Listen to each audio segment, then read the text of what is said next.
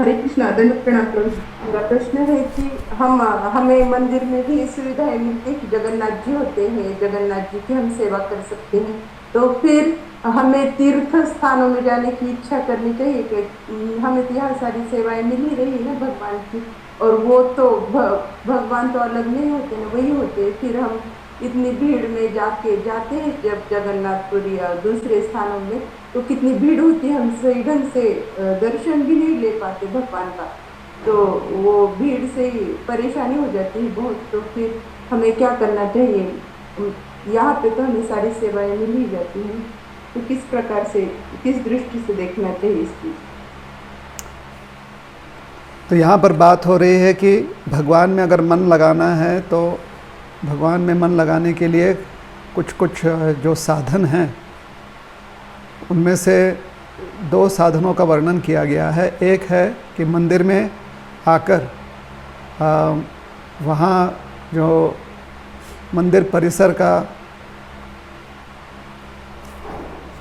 वातावरण है वहाँ पर सेवा उपलब्ध है, जहाँ पर हम सेवा करके मन लगा सकते हैं।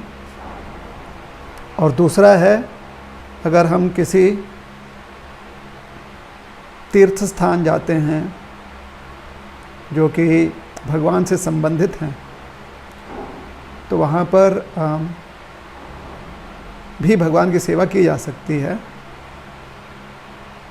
तो प्रश्न आपका यह है कि वहाँ पर जब हम जाते हैं तो वो कितना आवश्यक है, तीर्थ स्थान या तीर्थ यात्रा करना कितना आवश्यक है। और साथ ही साथ वहाँ पर जाने पर, तीर्थ यात्रा करने हम जब जाते हैं तो वहाँ पर बहुत भीड़ होती है और अन्य भी कुछ समस्याएं हो सकती हैं। तो कितना उचित है या योग्य है तीर्थ स्थान में जाकर, तीर्थ स्थान में जाकर सेवा करना।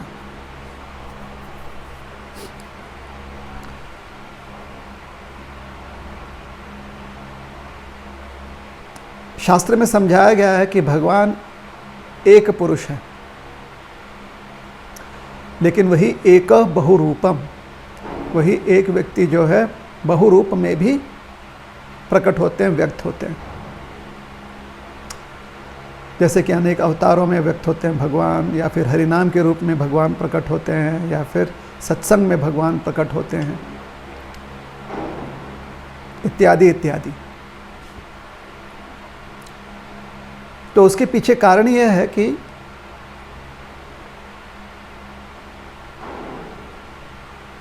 अनंत कोटि जीवात्माएं होती हैं, जिनमें से जो भगवान में मन लगाना चाहते हैं वो भी असंख्य होते हैं, जिनको हम कहते हैं कि जो भगवान की सेवा करना चाहते हैं प्रत्यक्ष रूप में या स्वेच्छा से जो भगवान की सेवा करना चाहते हैं, वो भी असंख्य, उनकी भी संख्या जो है अनगिनत है। साथ ही साथ हर जीव की या हर आत्मा का अपना एक व्यक्तित्व होता है। कोई भी दो आत्माएं, दो जीव जो हैं एक समान पूरी तरह से होते नहीं, उनमें विविधता होती है। तो इस विविधता के कारण संभावनाएं बढ़ जाती हैं कि एक व्यक्ति एक सेवा में मन लगा सकता है तो दूसरा व्यक्ति किसी अन्य सेवा में मन लगा सकता है। तो क्योंकि अलग अलग रूप से मन, अलग अलग रूप से असंख्य भक्त जो हैं भगवान की सेवा करना चाह रहे हैं, इसलिए बहुरूपम, इसलिए भगवान उनकी जैसे जैसी क्षमता है या उनकी जैसे जैसी अभिलाषा है उस प्रकार से भगवान प्रकट होते हैं, ताकि भगवान की सेवा करके हर व्यक्ति जो है संतुष्ट हो जाए।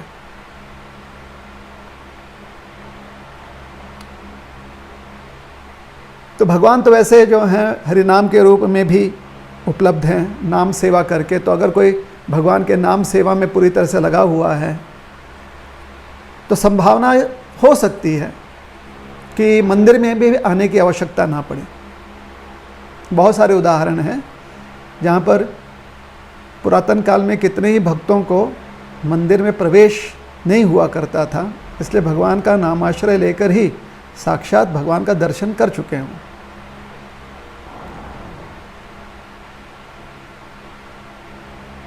तो उस रूप में भी भगवान जो है प्राप्त हो सकते हैं। अर्थात जब हम भगवान के नाम में पूर्ण आश्रय प्राप्त करने का प्रयास करते हैं तो किसी भी स्थान में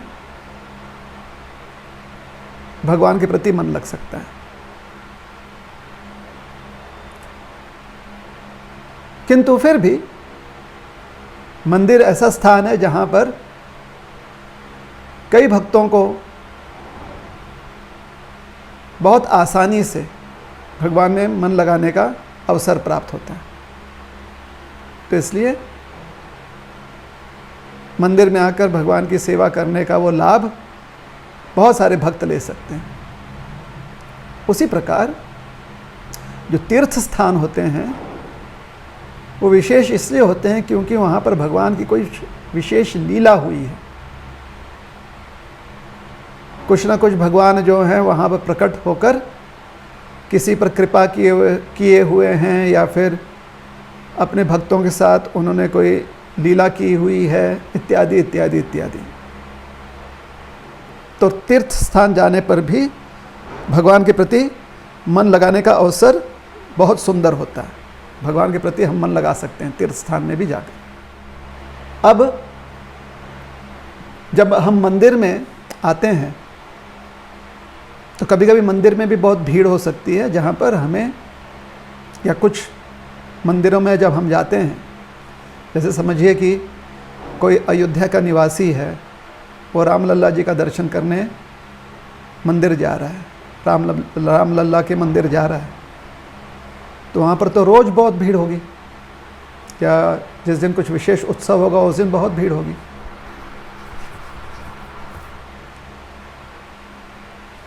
तो वो उस बात को जानता है, उस बात को समझता है, और उस प्रकार से ही अगर मंदिर जाकर उसने सेवा करनी है, मन लगाना है सेवा में, तो उस प्रकार से वो अपनी तैयारी करता है।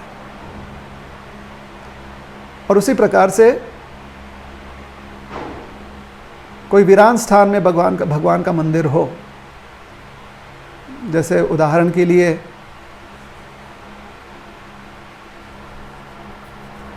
समझ लीजिए कि किसी हिमालय की किसी चोटी पर, जहाँ पर पैदल चलकर जाने से ही व्यक्ति पहुँच सकता है, और पैदल चलने में पूरे 2-3 दिन लग सकते हैं।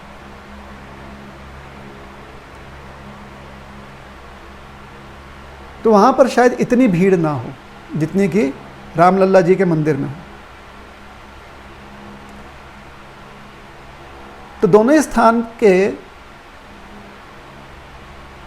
जो सुविधाएं हैं, जो दोनों ही स्थान में जो वहाँ पर अपेक्षित वातावरण है, उसे जानते हुए व्यक्ति वहाँ जाता है। अब आपके स्थानीय मंदिर में स्थानीय लोग ही आएंगे, लेकिन जो तीर्थ स्थान होता है, अगर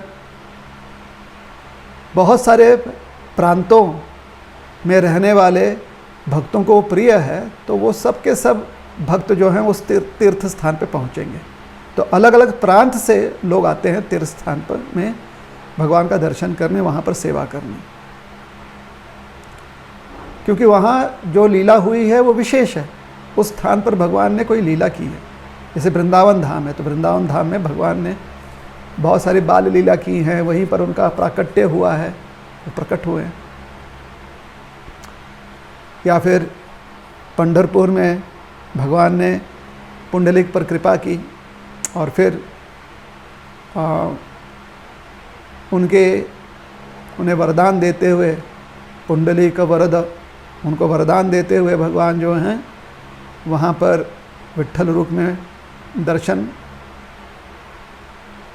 आने वाले अनंत पीढ़ियों को दर्शन दे रहे हैं भगवान। तो ये इस स्वरूप में भगवान अनेक लोगों को बहुत प्रिय हैं। और आपके स्थानीय मंदिर के जो भगवान है वो आपके स्थानीय लोगों में प्रिय हैं।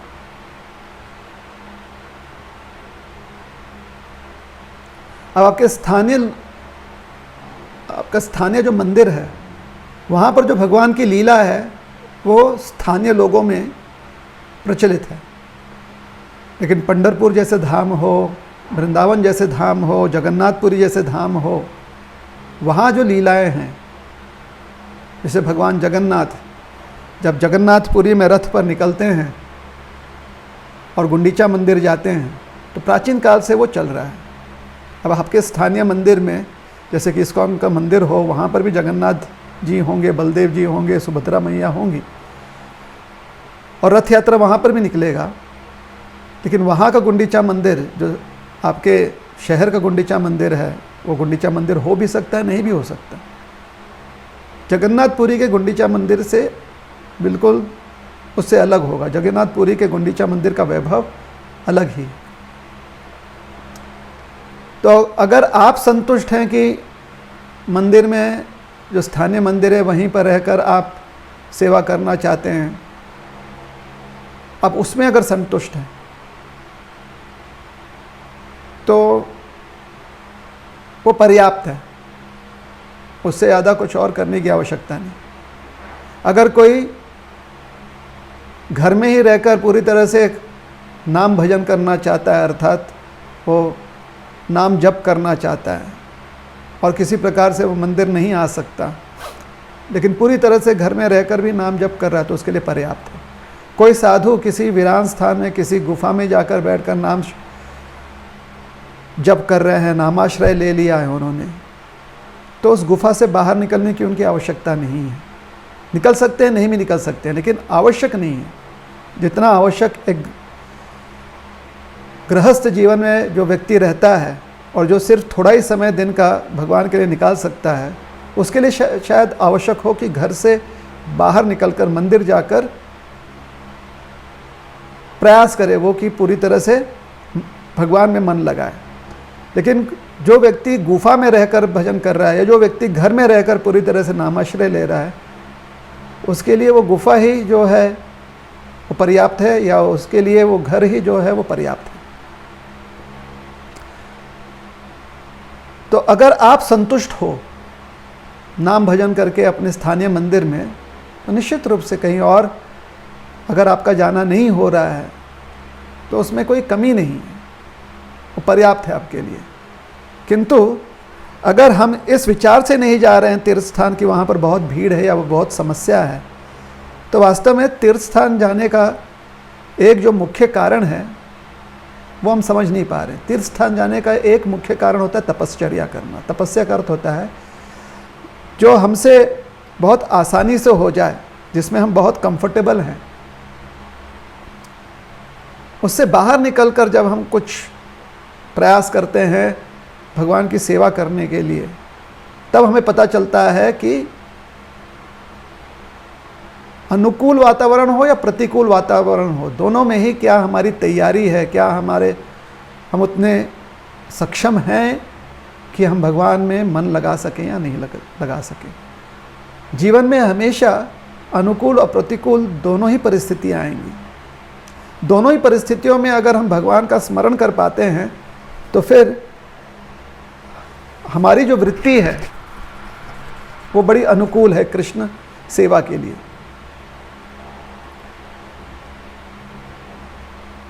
तो अनुकूल अवस्था में भी हम भगवान में मन लगा लेते हैं और प्रतिकूल अवस्था में भी हम भगवान में मन लगा लेते हैं। तो अर्थात हम सक्षम हैं किसी भी अवस्था में भगवान में मन लगा लें। लेकिन जब कोई अवस्था थोड़ी प्रतिकूल हो, तो प्रतिकूल अवस्था में त्याग तपस्या करने का हमें अवसर मिलता है।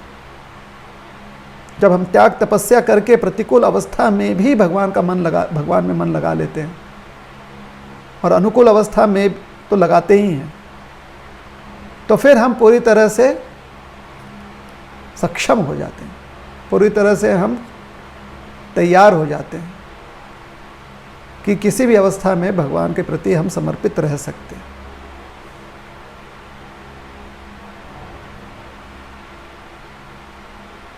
पुराणों में उपदेश दिया गया है कि अकाम सर्व कामो वा मोक्ष काम उदारधि तीव्रेण भक्ति योगेन यजेत पुरुषम परम। कि अगर आपके मन में कोई भी कामना नहीं है या किसी के मन में बहुत सारे भौतिक अभिलाषा हैं, कामनाएं हैं, सर्व काम होगा, पूरा उसका मन काम वासना से ही भरा हुआ है। मोक्ष काम, किसी के मन में मोक्ष के प्रति आकर्षण है और इसलिए हमेशा वो विरक्त रहता है। तीव्रेण भक्ति योगेन यजेत पुरुषम परम। हर व्यक्ति को प्रयास करना चाहिए कि वो पूरी तीव्रता से जो परम पुरुष भगवान श्री कृष्ण हैं उनके प्रति भक्तिमय सेवा में रत हो जाए। तीव्रेण भक्ति योगेन, भक्ति योग के माध्यम से भगवान में पूरी तरह से लीन हो जाए, मन लगा ले, मग्न हो जाए। तो इस उपदेश का अर्थ यह है कि हर अवस्था में भगवान के प्रति मन लगाने का प्रयास करना चाहिए। तो अगर आप अपने स्थानीय मंदिर में पूरी तरह से संतुष्ट हैं तो पर्याप्त है। पर्याप्त का मतलब है कि वो परिपूर्ण है, वो आपके लिए परफेक्ट है। उससे ज़्यादा कुछ करने की आवश्यकता नहीं। आप कर सकते हो लेकिन करने की आवश्यकता नहीं पड़ेगी।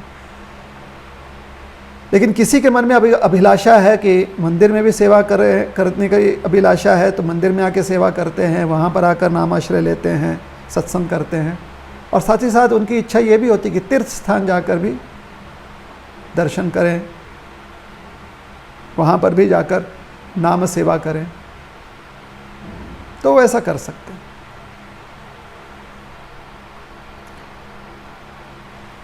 अगर तीर्थ स्थान में परेशानी होती है और इसलिए हम तीर्थ स्थान नहीं जाना चाहते हैं तो हमारे पास एक अवसर है कि तीर्थ स्थान में जाकर तपश्चर्या कर लें। और एक लाभ जो तीर्थ स्थान में मिल सकता है स्थानीय मंदिर के अपेक्षा तीर्थ स्थान में और प्रचुर मात्रा में मिल सकता है, वो है कि हम अलग अलग श्रेणी के भक्तों के बीच में रहते हैं। क्योंकि तीर्थ स्थान जो बहुत ही प्रचलित तीर्थ स्थान है वहाँ पर अलग अलग प्रांतों से भक्त आते हैं। तो इस प्रकार से अगर हमें प्रेरणा मिलती है भक्त समुदाय को देखकर तो तीर्थ स्थान एक अच्छा अवसर है जहाँ पर इन सारे अलग अलग श्रेणी के भक्तों का प्रेम देखते हुए हम उत्साहित हम में उत्साहवर्धन हो, हम और अपना उत्साह बढ़ा सकें। तो ये भी लाभ तीर्थ स्थान में मिल सकता है, विशेष करके जो बहुत ही प्रचलित तीर्थ स्थान है।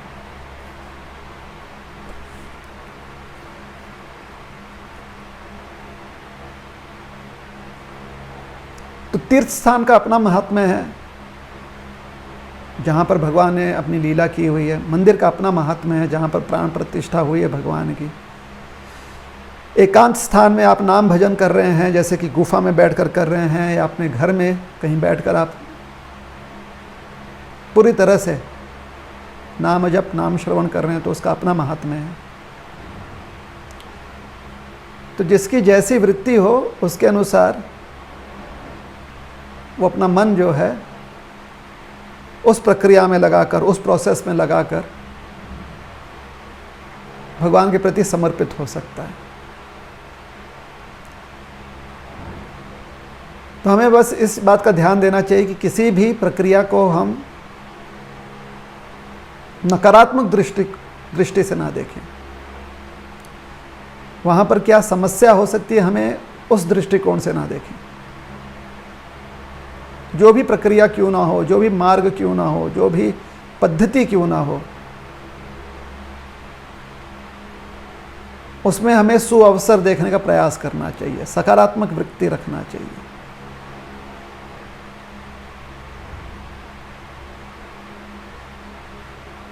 तो या तो अपने एक प्रक्रिया में ही पूरी तरह से मन लगाकर निश्चिंत हो जाना चाहिए कि कहीं और अगर ध्यान नहीं लग रहा है, उसी में पूरी तरह से ध्यान लग गया है, तो बिल्कुल सही है ये।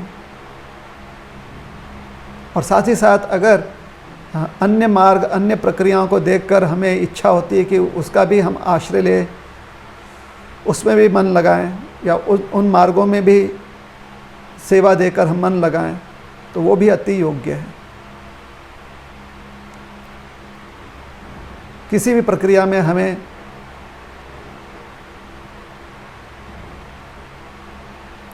मायूस नहीं होना चाहिए। उसका कारण यह है कि वहाँ पर जो भी प्रक्रिया है जिससे कि हम सेवा कर सकते हैं, तो वहाँ पर हमें भगवान का आश्रय प्राप्त हो सकता है। तो मायूस नहीं होना चाहिए, हमेशा उत्साही रहना चाहिए। तो अंत में यही कहना चाहेंगे कि आप अपने इच्छानुसार आप कौन सी प्रक्रिया जो है अपनाना चाहते हैं, वो आप निर्णय ले लें, और अन्य प्रक्रियाओं के प्रति जो है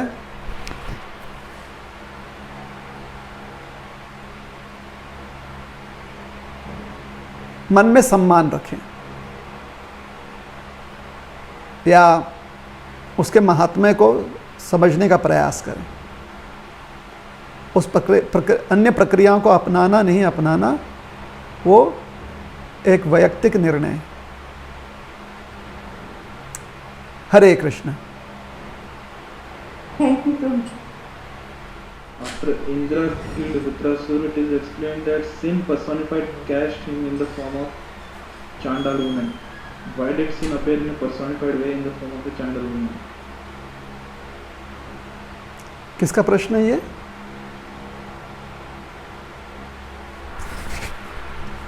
Kriti Varni Mataji. अच्छा, so after Vritrasura was killed by Indra, then according to Bhagavad Puran, that was equivalent to Brahma Hatya, because Vritrasura was the son of a Brahmana. So there was some reaction in the form of sin or papa, who took on the form of a Chandala woman, Chandala woman. तो प्रश्न यह है कि जब वृत्रासुर का अंत किया गया इंद्र द्वारा, तो वृत्रासुर क्योंकि ब्राह्मण पुत्र थे,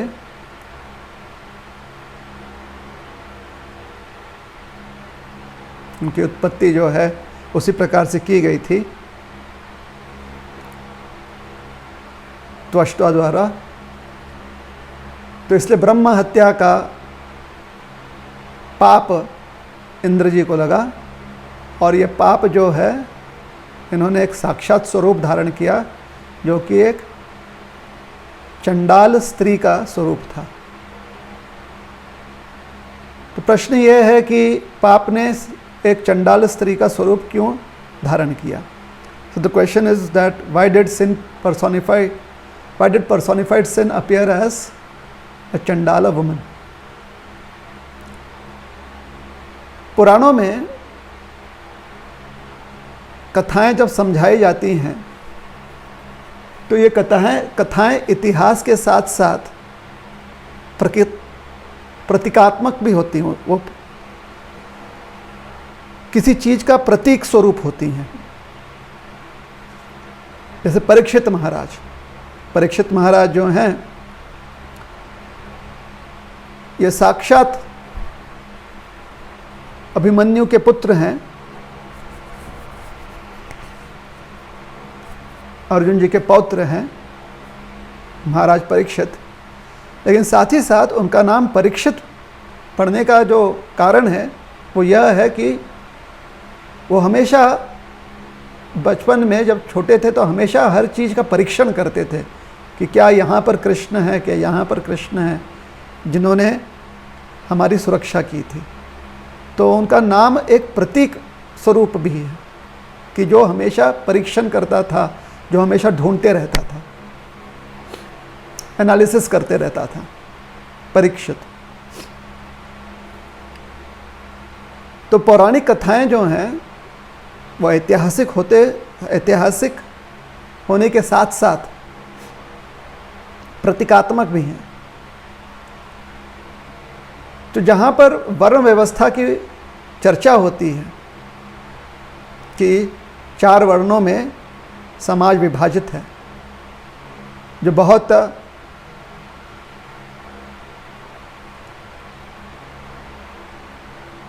प्रयास करते हैं कि कैसे तत्वों को समझा जाए, जहाँ पर बुद्धि का बहुत प्रयोग होता है, तो ये ब्राह्मण वर्ग होता है। तत्वों को समझना, किसी भी वस्तु को समझना, उसका पूर्ण रूप से अलग अलग उपयोग समझना, ये ब्राह्मण वर्ग है। ब्रह्म जानाति, अर्थात हर चीज़ के व्यापक प्रयोग को समझने का प्रयास करना। जिनका समय चीज़ों को सुरक्षित रखने में या अवस्थाओं को सुरक्षित रखने में, कि उनको चोट ना पहुँचे, उन्हें नुकसान ना हो, और उसके लिए कुछ भी त्याग करने की उनकी तैयारी होती है, यहाँ तक कि अपने प्राणों का भी त्याग कर देते हैं, तो ये क्षत्रिय स्वभाव होता है। वैसे ही वैश्य स्वभाव जो हर अवस्था में देखता है कि इसका वर्धन कैसे हो, ये कैसे इसका दुगुना चौगुना जो है ये बढ़े, तो वैश्य वृत्ति है। और वैसे ही जो हर समय पर तैयार रहता है कि कष्ट से सब कुछ प्राप्त हो जाए, जो कर्मेंद्रियां हैं उससे मेहनत करके परिश्रम करके जो भी लक्ष्य है वो प्राप्त हो जाए, शुद्र होता है। लेकिन जिनकी वृत्ति इन चारों में से कुछ भी नहीं होती है, वो वर्ण व्यवस्था से बाहर होते हैं। और जिनकी वृत्ति इन चारों में से कुछ भी नहीं होती है, उनकी आदतें आराम से जो हैं प्रदूषित हो जाती हैं, जिसमें स्वच्छता, निर्मलता या भोजन पद्धति इस पर वो ध्यान नहीं देते उनका, या फिर जो बहुत ही दूषित पद्धतियां हैं उसको वो स्वीकार करते हैं। तो ये वर्ण व्यवस्था से बाहर होते हैं। तो वर्ण व्यवस्था से बाहर जो एक प्रजाति होती है या एक कह सकते हैं वर्ग होता है समाज का, उसे कहते हैं चंडाल।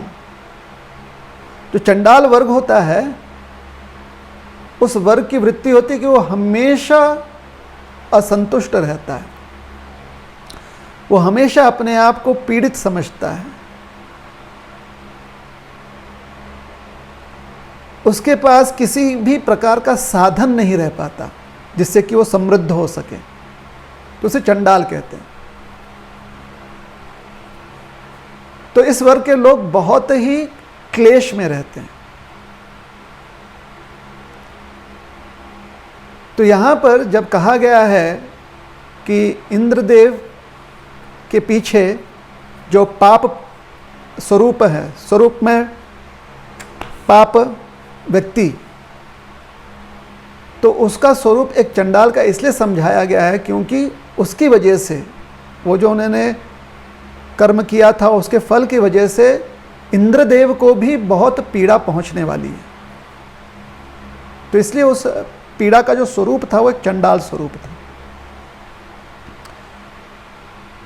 अब चंडाल स्त्री का स्वरूप उन्होंने धारण कर दिया पाप ने। ऐसा नहीं कि हमेशा पाप जो है स्त्री का ही स्वरूप धारण करता है, कहीं कहीं पाप पुरुष कहा गया, पुरुष का भी स्वरूप धारण करता है पाप। यहां पर स्त्री का स्वरूप धारण किया। तो इसके पीछे कोई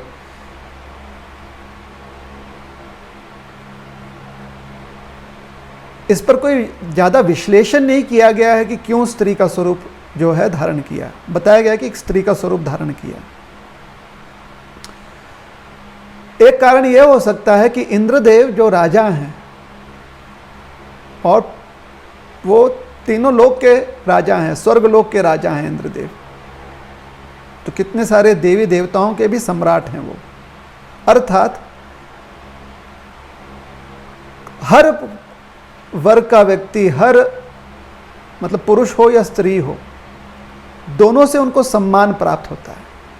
लेकिन क्योंकि वो राजा हैं तो पुरुषों के साथ व्यवहार और स्त्रियों के साथ व्यवहार वो जो सभ्य संस्कृति है, संस्कार हैं, उसके अनुसार करते हैं। तो सभ्य संस्कार के अनुसार पुरुषों के साथ व्यवहार करते हुए व्यक्ति सभ्य रह सकता है, लेकिन स्त्रियों के साथ व्यवहार करते हुए व्यक्ति को अति सभ्य होना पड़ता है। व्यक्ति अर्थात किसी भी पुरुष को पुरुष के साथ व्यवहार करते हुए वो सभ्य व्यवहार करेगा। जहाँ पर भी सभ्य समाज होता है तो उसमें बहुत अच्छे से व्यवहार करेगा एक पुरुष अन्य पुरुषों से, किंतु एक पुरुष स्त्रियों के साथ अधिक अच्छे से व्यवहार करेगा। तो यहाँ पर जब इंद्रदेव के पीछे चंडाल स्त्री पड़ गई हैं, इसका अर्थ है कि इंद्रदेव को पीड़ा तो पहुँचने वाली है, लेकिन साथ ही साथ इंद्रदेव का व्यवहार बदल नहीं सकता। पुरुष होता तो इंद्रदेव जो हैं उसके साथ थोड़ा आमना सामना कर सकते थे, लेकिन स्त्री होने के कारण उन्हें उसे स्वीकारना ही है। उनके पास कोई और विकल्प नहीं है। तो ये जो चंडाल स्त्री के रूप में पाप उनके पीछे पड़ा हुआ था, तो एक ऐतिहासिक घटना तो है ही, लेकिन उससे अगर हमें कुछ सीखना है, अगर उसे सिंबॉलिक रूप में देखना है, प्रतीकात्मक रूप में देखना है, तो ऐसे देख सकते हैं कि वो जो पीड़ा इंद्रदेव को पहुंचने वाली है, क्योंकि वो इतने शक्तिशाली हैं इंद्रदेव, लेकिन इतने समर्थ और शक्तिशाली होते हुए भी इंद्रदेव उसे ना नहीं कह सकते, या इंद्रदेव जो है उससे बच नहीं सकते। उन्हें उसे स्वीकारना ही पड़ेगा, क्योंकि एक स्त्री है, अर्थात उन्हें उसके साथ अति सभ्य व्यवहार करना पड़ेगा, अर्थात उसे स्वीकारना पड़ेगा। तो ये बहुत परेशानी है इंद्रदेव के लिए, जो राजा हैं, जिनके पास हमेशा से विकल्प रहता था कि कैसे किसी भी अवस्था को स्वीकारें या ना स्वीकारें। उनके पास उतनी क्षमता रहती थी, अचानक वो पूरी तरह से निस्सहाय हो गए हैं इस परिस्थिति में। तो ये दर्शाने के लिए शायद हम कह सकते हैं कि वहाँ पर पाप स्वरूप जो है वो एक चंडाल स्त्री का स्वरूप है। So because Indradev is a very powerful personality, when he had to accept the results of the action of killing Vritrasura in the form of negative reactions, in the form of what is called as pap or sinful reactions, then the Chandal category of society is that category which constantly suffers because it does not have, that category of people do not have the ability to accept a lifestyle based on Varna system, a lifestyle based on severe or serious, a lifestyle based on serious manual labor, or lifestyle based on serious introspection and perception, or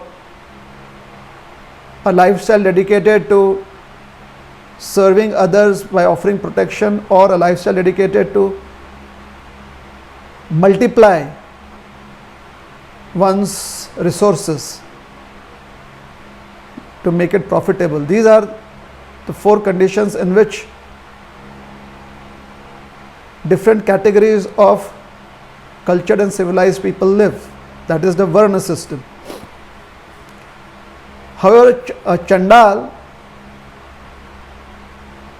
is that section of society that is not able to have those kind of values, not able at all to have.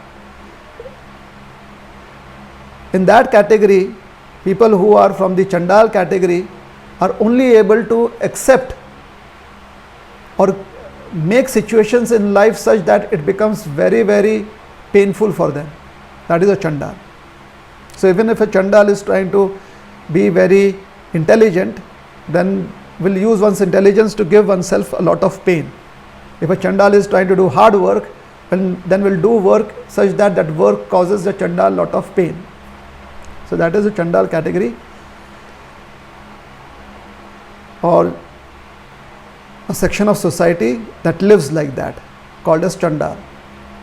So Indradev had to accept reactions that would make him live a life like that. Hence his reactions were coming in the form of a Chandal. Why a woman? Because the king of all the planetary systems, especially the heavenly planets, is very, very knowledgeable in how to deal with different sections of society, knows very well how to have sweet interactions with every member of society. So the king of heaven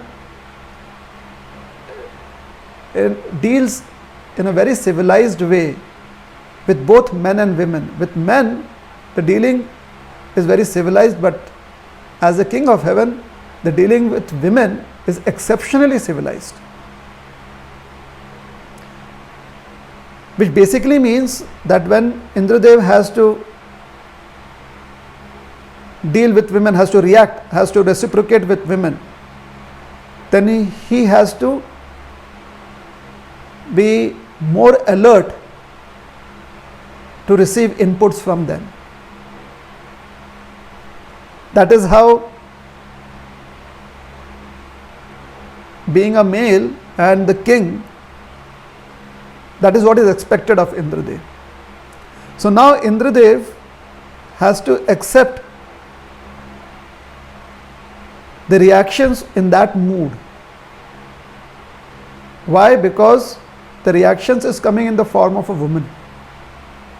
So Indradev has to be exceptionally civilized in accepting those reactions, or has to be exceptionally open to receive those reactions. So the stories in the Puranas are historical events, and along with being historical events, they are also, or the narrations in the Puranas are, along with being historical events, they are also very symbolic. Like that son of Abhimanyu, Parikshit, Uttara's son,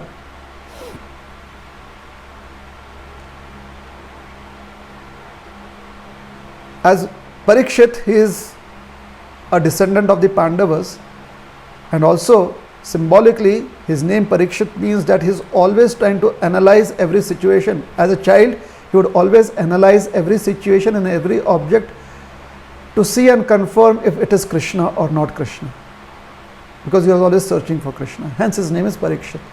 So similarly, in the Bhagavad Puran, where the incident of Vritrasur has been mentioned and how Indradev had to fight with him, and then Indradev put an end to his life, there was a reaction for that, and that reaction came in the form of a Chandala woman. Symbolically, that could mean that Indradev had to be very open in receiving that reaction, and at the same time that reaction was such that it would force Indradev to always live a life of lot of pain. Whatever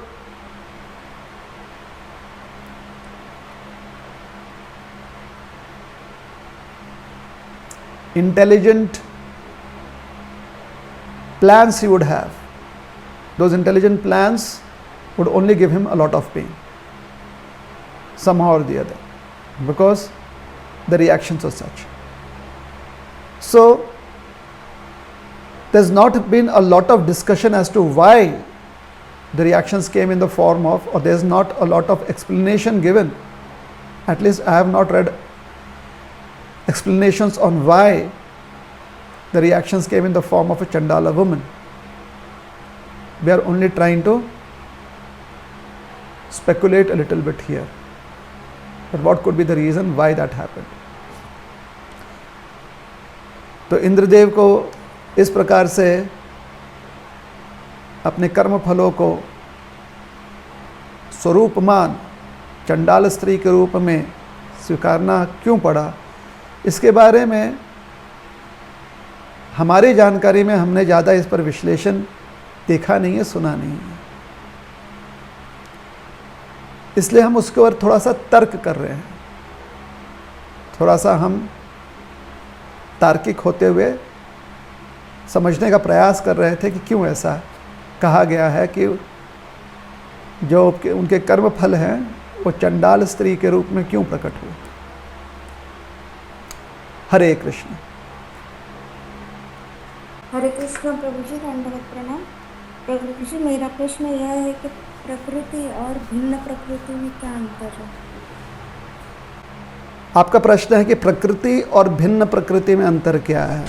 तो प्रकृति का आपने संदर्भ दिया कि हमने पढ़ा है कि 5 पदार्थों से प्रकृति बनी हुई। भिन्न प्रकृति का संदर्भ क्या है?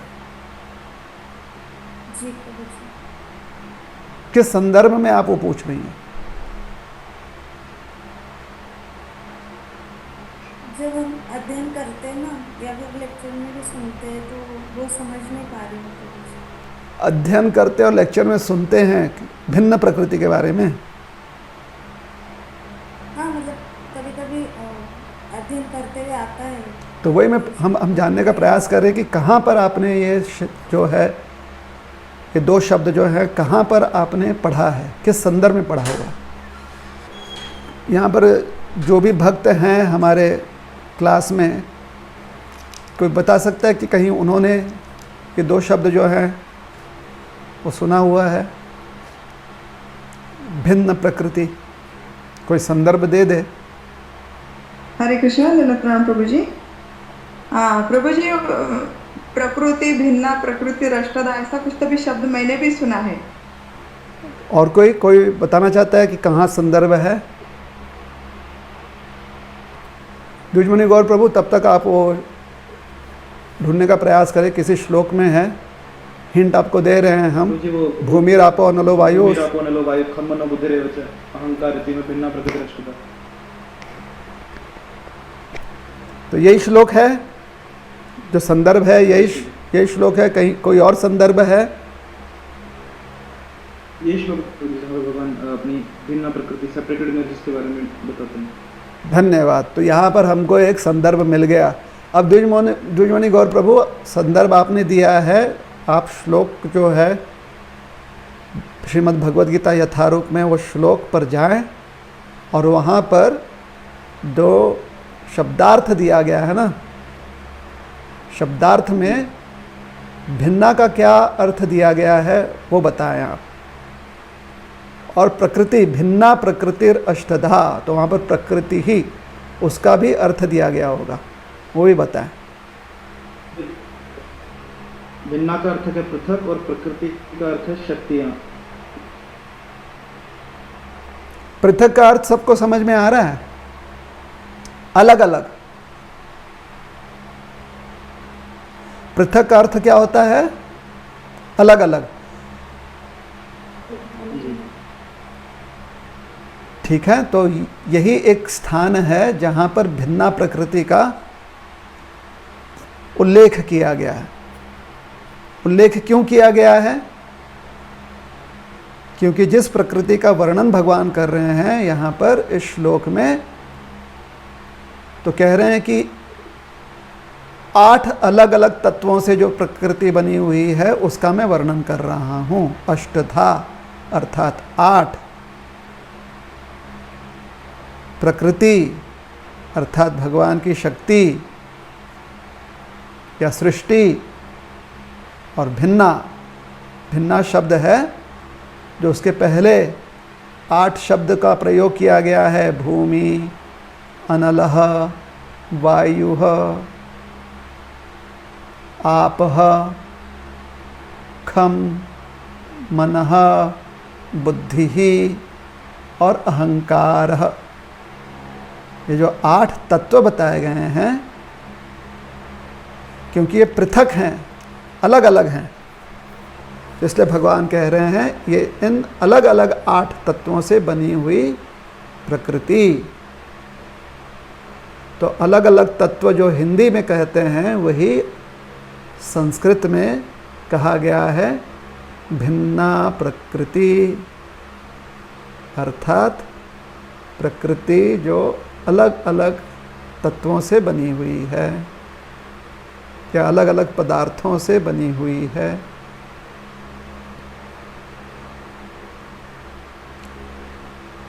ठीक है, संदर्भ जो है यही एक संदर्भ है जहाँ पर भिन्न प्रकृति का प्रयोग किया गया है।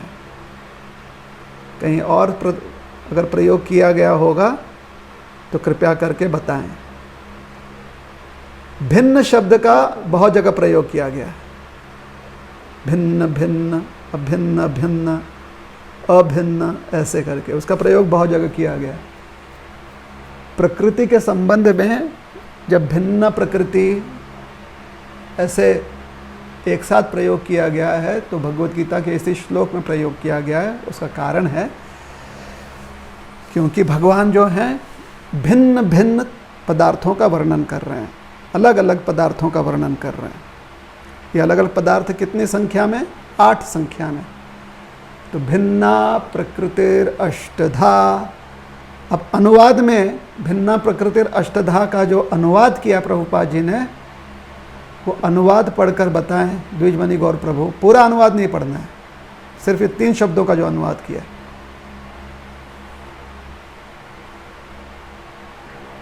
ये 8 प्रकार से विभक्त मेरी, ये 8 प्रकार से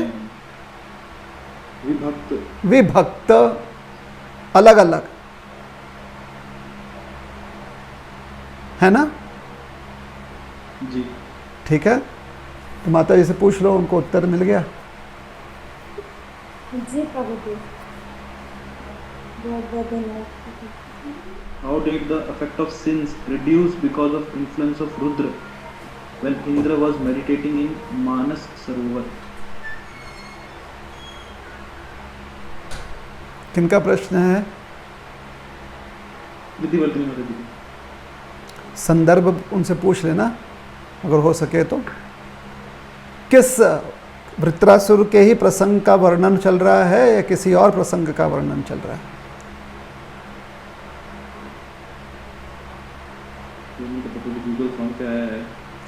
तो वृत्रासुर के प्रसंग में यह आता है कि इंद्र जी को कहीं स्थान नहीं मिला जहाँ पर वो इस चंडाल स्त्री से बचकर रह सकें, अर्थात जो पाप फल रूप में उन्हें प्राप्त होने वाला है उससे बचने का जब कोई रास्ता नहीं दिख रहा था, तब इंद्रदेव समझ गए कि कोई एकांत स्थान में उन्हें जाकर भजन करना चाहिए, मन जो है किसी एकांत स्थान में स्थिर करना चाहिए, नाम भजन नाम सेवा में लगाना चाहिए। तो मानस सरोवर चले गए, क्योंकि मान्यता यह है कि मानस सरोवर में वही व्यक्ति जा सकते हैं जिनके पास जो सद्गुणी हो,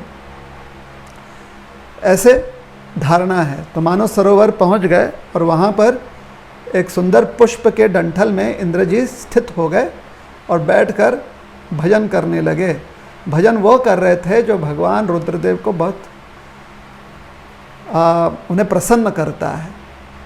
और भगवान रुद्रदेव जी को प्रसन्न करने वाला जब भजन कर गए, तो क्योंकि वो रुद्र भगवान है ना, रुद्र भगवान का अर्थ होता है जो आपके जीवन में उन अवस्थाओं में प्रकट होते हैं जब बहुत अंधकार हो या बहुत नकारात्मक स्थिति हो, तो रुद्रदेव वहाँ पर प्रकट होते हैं उस परिस्थिति को बदलने के लिए। वो सारी परिस्थितियाँ जो हैं वो रुद्रदेव के अधीन रहती हैं, उनका नाम ही है रुद्र इसी कारण से।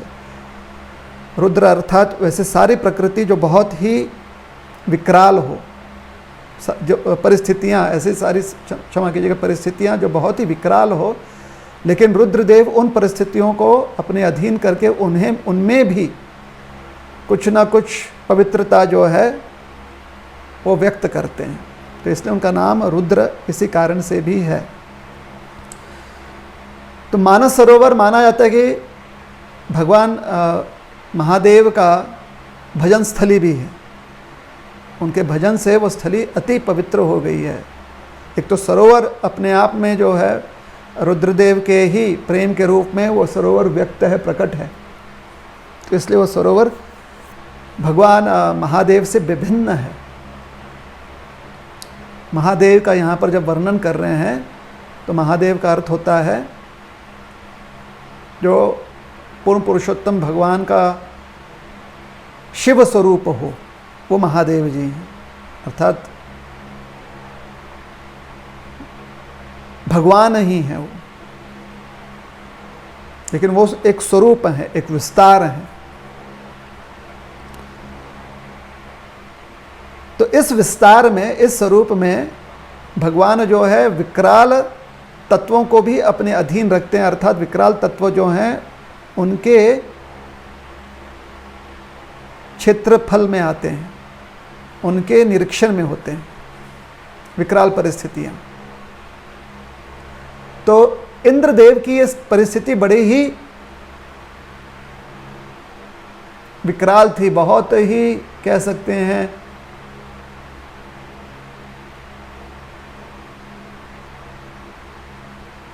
विचित्र थी इंद्रदेव के लिए, और उन्हें स्वयं के बल से या स्वयं की क्षमता से उससे बाहर निकलने का उनके पास कोई मार्ग नहीं था।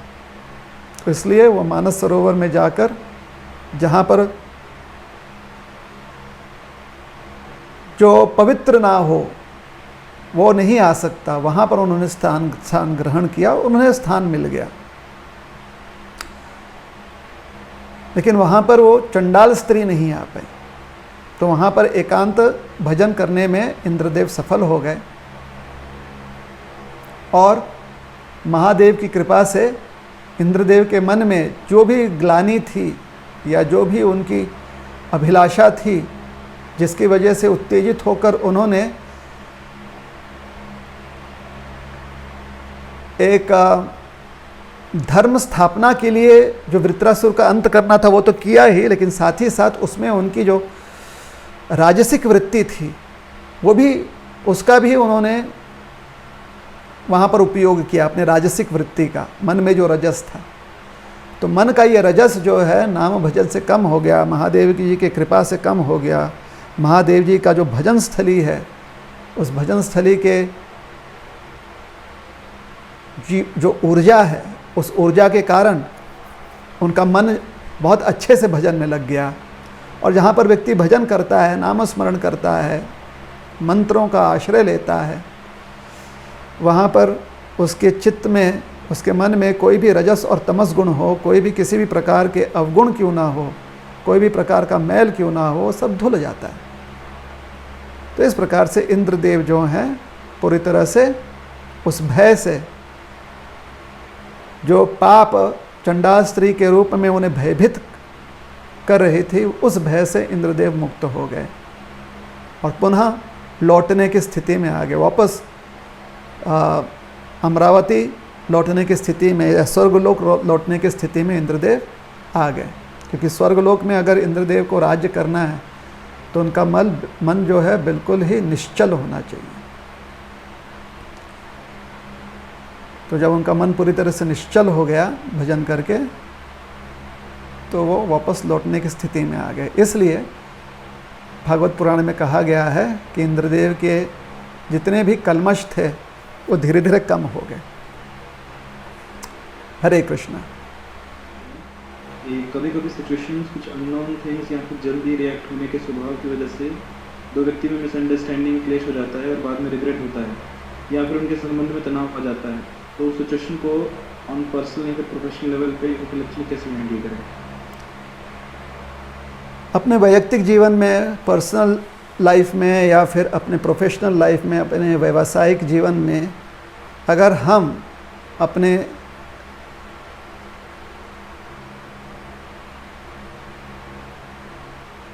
जो निर्धारित कर्म है, जिसे स्वधर्म कहा जाता है, जो निर्धारित कर्म है, उस कर्म को करते हुए जो योग्य लक्ष्य है उस लक्ष्य तक पहुंच जाएं, तो सारे संबंध अपने आप सुधर जाते हैं। जैसे उदाहरण दे रहे हैं कि महाभारत में समझाया जाता है कि परिस्थिति बहुत ही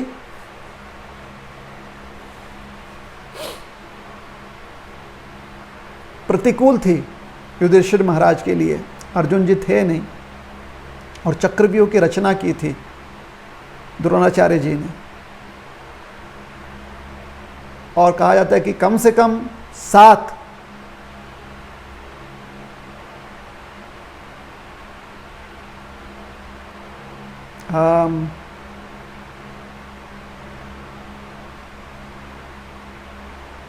शूरवीर योद्धा जो हैं उस चक्रव्यूह में हर एक स्तर पर, हर एक लेवल पर जो हैं तैनात थे योद्धा। तो अभिमन्यु जी भेदते हुए गए, जब भेदते हुए गए कि उनके पास वो क्षमता थी भेदने की, तो शत्रु के व्यूह रचना को अकेले भेद रहे थे। तो जो शत्रु सेना थी वो बहुत बौखला गई उनके प्रति और सब उनके ऊपर टूट पड़े। और ये जो सप्त महारथी थे एक साथ उन पर टूट पड़े। उसका परिणाम ये हुआ कि धीरे धीरे अभिमन्यु जो हैं वो थक गए और बहुत आघात पहुंची उन्हें और अंततः उनकी मृत्यु हो गई। और जब उनकी मृत्यु हुई तो उनका पराक्रम इतना था कि हर किसी को कुछ ना कुछ आघात पहुंची थी, चोट पहुंची थी उनसे। सेना के हर सैनिक, जो सेना की टुकड़ी थी, हर सैनिक को और महारथियों को भी चोट पहुंची थी। तो हर किसी ने जो है उन्हें सम्मान दिया। उसका कारण ये था कि उसका पराक्रम सिर्फ पराक्रम मतलब साधारण क्रम नहीं, साधारण क्रिया नहीं, जो उनका निर्धारित कर्म था उन्होंने इतने विशेष रूप से वो कर्म किया कि उसका लक्ष्य जो है, लक्ष्य प्राप्ति कि सारे योद्धा एक साथ जब युद्ध कर रहे हों उनके विरुद्ध, तभी जाकर वो परास्त हो पाए।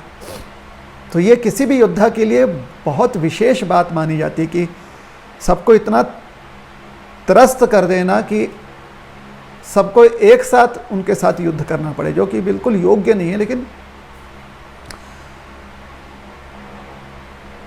तो जितने भी उनके साथ शत्रु वृत्ति थी या शत्रु भावना थी उनके प्रति, वृत्ति नहीं शत्रु भावना थी उनके प्रति, वो सब सम्मान में परिवर्तित हो गया।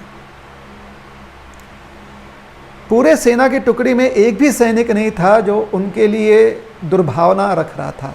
जब युद्ध समाप्त हुआ, अभिमन्यु के साथ जब युद्ध समाप्त हुआ, और चक्रव्यूह को तो और कोई भेद नहीं सकता था,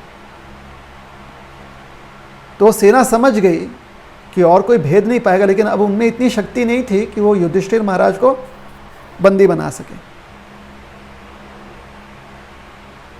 तो इस परिस्थिति में उन सारे सैनिकों ने उन्हें सम्मान दिया, जो उसके पहले उनके प्रति शत्रु भावना रखे थे क्योंकि उनसे युद्ध कर रहे थे।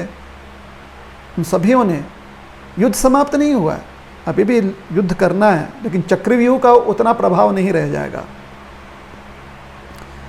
तो अभी भी जो योद्धा हैं वो एक दूसरे के प्रति शत्रु भावना रख रहे हैं युद्ध में, लेकिन अभिमन्यु के प्रति सबके मन में जो शत्रुता थी वो वहाँ पर समाप्त हो गई, क्योंकि उन्होंने वो लक्ष्य प्राप्ति अपना सिर्फ स्वधर्म ही नहीं किया, लेकिन इतने विशेष रूप से किया, इतने व्यापक रूप से किया कि वो देखकर सबके मन में अपने आप उनके लिए सम्मान आ गया। तो आपका यह प्रश्न है कि वैयक्तिक जीवन में या फिर व्यावसायिक जीवन में किसी के साथ जो है कुछ ना कुछ अनबन हो जाती है तो उनको कैसे मनाएं, या फिर ये सारी बातें जो हैं, इनको मनाना उनको मनाना, कैसे अच्छे से एक दूसरे के साथ व्यवहार करना, रिलेशनशिप कैसे, ये सब ठीक है। शास्त्र के आधार पर अगर समझना चाहते हैं तो शास्त्र बहुत स्पष्ट है। आप अपने जो आपका स्वधर्म है, जो यहाँ पर स्वधर्म का अर्थ होता है निर्धारित कर्म, जो आपके निर्धारित कर्म है उस पर आप ध्यान दीजिए। उस पर अगर आप ध्यान देंगे तो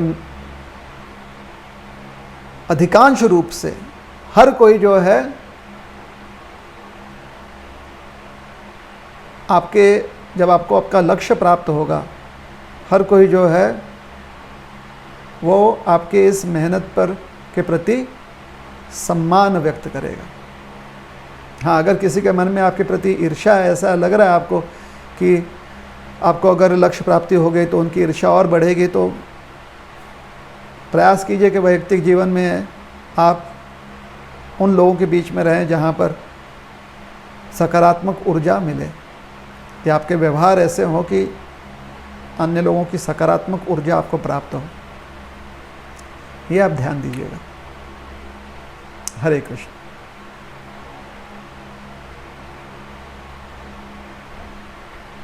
हरे कृष्ण। धन्यवाद प्रभु। यहाँ पे हम रुकते हैं। बहुत बहुत धन्यवाद। हरे कृष्णा। श्रील प्रभुपाद की जय।